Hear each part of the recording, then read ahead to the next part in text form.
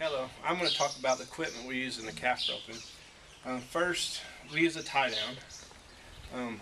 Mainly, I don't use it very tight where where the horse balances on it. I want it loose enough where when the horse is standing naturally, there's still some slack in the tie down.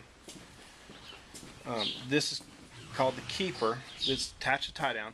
This helps keep the horse facing the calf.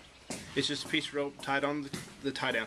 When we calf rope, this should never really come tight. This is just for safety. If the calf runs around on the end of the rope, then the horse will keep facing the calf.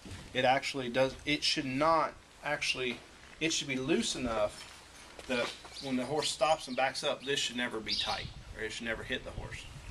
This is the neck rope. This is mandatory in most associations. It's just a loose rope around their neck.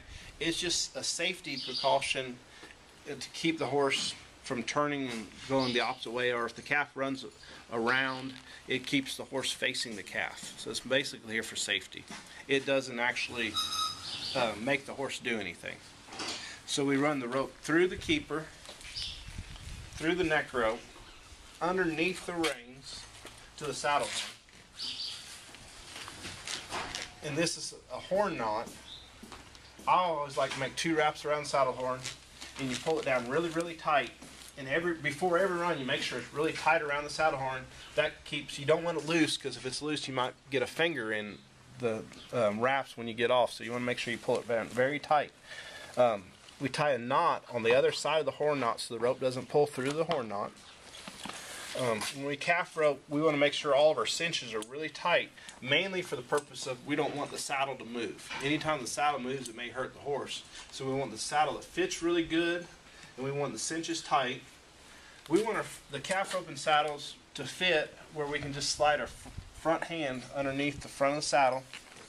We never want the saddle to touch the horse, but we want it low enough where you're not causing too much pull on top of the saddle horn. You don't want too much leverage above the horse. So you want the saddle horn low to the horse, but not touching the horse. We like good pads to fit the horse. Make sure there's enough pad in front of the saddle where the saddle's not going to rock forwards. We always use protective gear, splint boots, bell boots, to protect their front legs. Always use skid boots to keep their back legs protected when they stop.